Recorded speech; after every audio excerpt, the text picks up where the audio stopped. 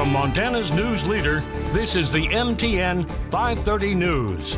Tonight, updates surrounding flames that tore through homes in Billings and wildfires devouring land and buildings across our region as Governor Steve Bullock issues a fire state of emergency. And School District 2 reveals its first COVID prevention spectator plan, which includes 2 family members and no out-of-town visitors. Good evening, everyone. Thanks for joining us on your Friday night. I'm Jeanelle Slade. Well, School District 2 wasted no time in coming up with those plans as AA football kicks off next week. Q2's Casey Conlon brings us all the details. Yes, less than 24 hours after the Yellowstone County Health Department lifted their ban on spectators at high school sporting events, School District 2 has released their plan that will at least allow parents to watch their kids. Now, there are quite a few stipulations, but here are the main points. Each Billings player will be allowed 2 family members in attendance, not just 2 tickets, but specifically 2 family members. Visiting fans will still not be allowed. Each participant will be required to submit the family member names at their school's activities office prior to the contest. That list will then be given to the admission gate for check-in. There won't be any charge, by the way, as long as this policy stays in effect. Masks will be required at all indoor events, read volleyball, at all times, and required outdoors when physical distancing isn't possible. Lastly, family and athletes will not be allowed to congregate after the game, and family are only allowed to watch their students' level, varsity, JV, etc. They cannot stay for a full slate of games. Now, there is also information about field workers, volunteers, college recruiters.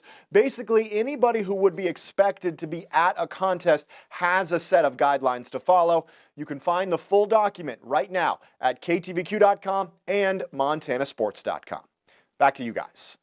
All right, thanks so much, Casey. Now, the plans go into effect immediately with all sports. Senior high is the first team to play football. That's next Thursday against Bozeman.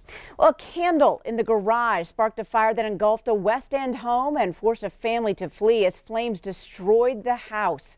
Assistant Fire Marshal Bill Tatum says the candle was being used to eliminate an odor in the garage and caught some cardboard on fire. Fire crews responded to 1687 Norwood Lane around 5:30 last night. Flames quickly spread through the house, extending through the attic to the roof, causing $400,000 damage. A neighbor noticed the fire early on and alerted the residents. All 3, along with a cat, made it out safely. Firefighters were called back to the home early this morning after fire flared back up, with flames seen coming from the home's roof. An extension cord failure caused $60,000 damage at a home at 1807 Yellowstone Avenue last night. Deputy Fire Marshal Andrew McLean says the cause is accidental. There is moderate smoke damage throughout the house and heavy fire damage in a bedroom. No one was injured. Billings firefighters were truly put to the test last night as both fires burned. We were pretty fortunate because as that one came in, we had a couple engine crews that were free, and then as the fire on the west end was getting wrapped up, we were able to release more crews to head out to that one on Yellowstone. It got pretty hot. I mean, it melted some bicycle frames and burned through the ceiling of the garage and extended up into the second level of the house. Melted the siding from the neighbor's house to the south and charred the side of their storage shed. Youch. Well, Bob, come tomorrow, we could experience the hottest day ever this late in the year. It's exactly right. Up until then, it was 103 back in 1983, but that was on September 1st. Now we're on the 5th. We're possibly going up to 100 degrees tomorrow. High winds, low humidity, and warmer temperatures like we just talked about. That's what has prompted a red flag warning across all of Montana, just about all of Montana, for tomorrow on into Saturday night and on into Sunday night. And as you can see, it's going to be bad. We're looking at those high heat, and that's going to really create some erratic fire behavior and possibly even some new fire starts across the region. But if you think that's enough, take a look at this. That's a winter storm watch for the Rocky Mountain front. 2 to 4 inches of snow expected up there, maybe 6 inches of snow and higher in the higher elevations above the 7,000 foot level. And here's how it's going to shake out. 100 degrees on Saturday for Billings, but down to a 50-degree drop on Monday. That'll be your high temperature, 50 degrees then. And so we are looking at some very cool temperatures moving in as we start next week, maybe even some snow showers. Do you know? All right, thanks so much, Bob. Well, extremely hazardous fire conditions across the state have pushed Governor Steve Bullock to issue a state of emergency. As Bob just mentioned, several factors, including above average temperatures, unpredictable winds, and low humidity, have turned much of Montana into a match. The 17 fires burning across the state devoured more than 100,000 acres yesterday alone.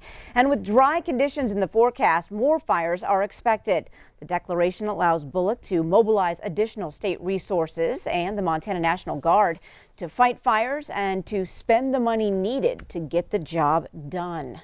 Well, tomorrow, Governor Bullock will head to our region to get a closer look at the 3 separate fires burning in Rosebud County. Now, each of those fires now larger than 10,000 acres. Tonight, crews are working to build secure fire lines around the perimeter, but as of now, there is no word on containment. The Snyder fire has taken out almost 32,000 acres of land, and the oil and rice fires burned a combined 22,000 acres so far. In Musselshell County tonight, officials estimate the Bobcat fire has burned more than 25,000 acres and possibly some structures.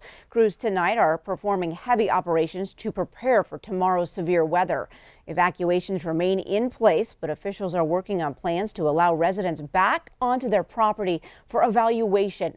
Now, that will be done on a road-to-road basis. Crews fought high winds this morning as flames approached the Yellowstone County line. In Garfield County, the Huff fire has grown to nearly 47,000 acres tonight, but officials tell us it is also now 15% contained, and they are making progress. Crews are working to secure a perimeter around the fire burning northeast of Jordan. No homes have been lost there either. In Bighorn County, the Sarpy fire remains at 48,000 acres burned, but so far no containment. The last of 10 engines from Idaho and Washington are due in tonight to assist. This as crews work to build secure fire lines before tomorrow. No structures are threatened this evening. Officials say it took a great team effort between private citizens and firefighters to save area homes. And a young firefighter from Helena died in a car crash in Idaho as she was returning home from a fire assignment. 24-year-old Sarah Madsen was spending her first year as part of the Helena Hotshot crew with the Helena Lewis and Clark National Forest. Madsen died Wednesday in a single vehicle crash in Fremont County, Idaho. 2 more COVID-related deaths reported across Montana today, one in Yellowstone County and another in Flathead. Montana has now passed the 8,000 cases mark. Yellowstone County leads the state with the most active cases as it surpassed 1,000. There are currently 150 people hospitalized with COVID-19 in our state. And state health officials are also reporting that a patient and 2 employees at the Montana Mental Health Nursing Care Center in Lewistown have tested positive for COVID-19. The resident tested positive on September 2nd and has experienced mild symptoms. The 2 registered nurses were asymptomatic and had been working this week, but are now isolating at home. Montana Department of Public Health and Human Services Director Sheila Hogan stated that more steps are now being taken to ensure health and safety for patients and staff. Those additional steps include testing residents and staff twice a week and increasing surveillance of residents from 2 to 3 times a day. New admissions have now been postponed and visitor restrictions continue. Well, with less than 3 months to go until the big November election, the message from Yellowstone County's top election official is make sure you are registered to vote. It's September. You should have registered yesterday, not tomorrow, not election day. So if you're out there and you hear this and you're not registered or you moved, get on our website, print off a registration card and get it into us so we can have you registered and ready to go no matter what's happening. Elections Administrator Brett Rutherford has his hands full this election year, from the pandemic to pending court cases that could alter how the November election is held. Rutherford says future deadlines are forcing his hand. There's Green Party lawsuit. We saw the mail ballot lawsuit pop on Wednesday. Basically, we got to get our ballots out to the military voters, and that deadline is September 18th for the federal election. So we're going to start printing now. We've already got all of our envelopes and everything ready to go. We need to get stuff in the mail.